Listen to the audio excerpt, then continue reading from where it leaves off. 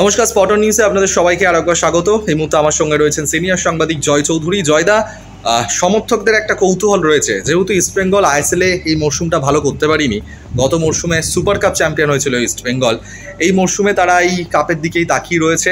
অনেকের ধারণা ছিল বা এখন চর্চার বিষয় গোয়াতে সুপার কাপ হতে পারে বা সম্ভাবনা আছে। তোমার কাছে কি আপডেট আছে? সুপার কাপটা এক্স্যাক্টলি কি ভাবে বা কোথায় আয়োজিত হচ্ছে? দেখুন, সুপার কাপ নিয়ে ফুটবল হাউস থেকে যে খবর পাওয়া যাচ্ছে তাতে আগামীকাল কম্পিটিশন কমিটির মিটিং রয়েছে, সেখানেই ঠিক হবে সুপার কাপ কোথায়। তুমি ঠিকই বলেছো, গোয়াতে হওয়ার কথা ছিল, কিন্তু এখানে অল ইন্ডিয়া ফুটবল ফেডারেশন কল্যাণ চোখের জামানায় যেটা করছে, তারা বিভিন্ন রাজ্য সরকারের সঙ্গে কোপ করে তাদের সাহায্যে টুর্নামেন্ট করছে। যেরকম প্রাক্তন ফুটবলার ছিলেন মিস্টার রেড্ডি তেলেঙ্গানার, তিনি হায়দ্রাবাদে সন্তোষ ট্রফি করে দিয়েছেন, রেবন্ত রেড্ডির কথা বলছি।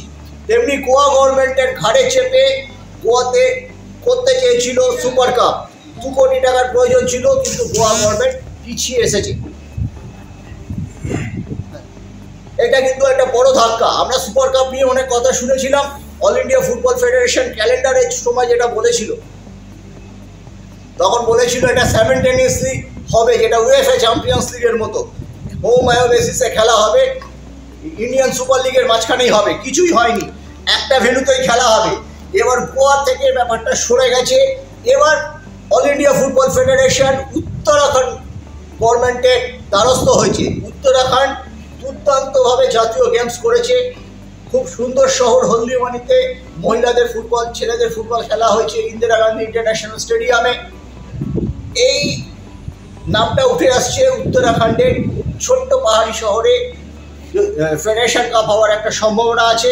সেখানে উত্তরাখণ্ড গভর্নমেন্ট যদি কিছুটা এগিয়ে আসে, আর্থিক অনুদান বা হোটেল খরচা এইগুলো যেগুলো লাগে, সেখানে কিন্তু 16 দলটার নিয়ে খেলাটা হতে পারে। এমনও হতে পারে যে 16 দলের খেলা একটা মানে দিনটা কিছুটা কম হবে, খরচাটা কম হবে, ডাইরেক্ট 16 দলের মধ্যে লটারি করে ডাইরেক্ট কোয়ার্টার ফাইনাল হয়ে যাবে। আগে যেরকম তোমরা যখন গিয়েছিলে গত বছর ভুবনেশ্বরে, 16 দলকে 4টে গ্রুপে ভাগ করা হয়েছিল, সেখান থেকে দলগুলো সেই ফাইনালে খেলেছিল, তারপরে তারা ফাইনাল খেলেছিল। এবার সেটা নাও হতে পারে, খরচাটা কম। কম্পিটিশন কমিটি এই ব্যাপারে জরুরি মিটিং ডেকেছে, মিটিংয়ের সিদ্ধান্ত নাও হতে পারে। অল ইন্ডিয়া ফুটবল ফেডারেশনে ডামাডোল চলছে, মামলা আছে সুপ্রিম কোর্টে, অনেক কিছু ঘটনা। তবুও একটা টুর্নামেন্টটা শেষ করতে হবে এবং টুর্নামেন্টটা এপ্রিলের 3rd উইকে শুরু হবে। এপ্রিলের 3rd উইকে এই মুহূর্তে গত ভারতবর্ষে যেখানে এখন যা অবস্থা, তাদের উত্তরাখণ্ড কিন্তু ভেন্যু হিসেবে ভালো, কেন ওটা ওখানে ঠান্ডা থাকবে। কারণ এখন দেখা যাচ্ছে এপ্রিল এবং মে মাসে সবচেয়ে বেশি রোদের তাপমাত্রা বেড়ে যাচ্ছে। পাশাপাশি আর একটা কথা জানিয়ে রাখি, আই লিগ ক্লাবগুলোকে প্রাথমিকভাবে অল ইন্ডিয়া ফুটবল ফেডারেশন যেটা জানিয়েছে, সেটা কিন্তু আইএফের পক্ষে মারাত্মক। তারা বলছে আগামী আগস্ট মাসটাকে আপনারা নির্দিষ্ট রাখুন, আগস্ট মাসে ডুরান্ড হবে এবং ফেডারেশন কাপ ডিভাইড করবে, ডুরান্ড এবং ফেডারেশন কাপ ডিভাইড করবে। হ্যাঁ, অতএব কলকাতা লিগ যে আগস্ট মাসে হবে না, আগস্ট মাসে কলকাতা লিগ হওয়ার জন্য একটা বড় খুব গুরুত্বপূর্ণ মাস। এটা অল ইন্ডিয়া ফুটবল ফেডারেশনের সাথে আইএফের কর্মকর্তারা পরবর্তীকালে কথা তো বলা উচিত।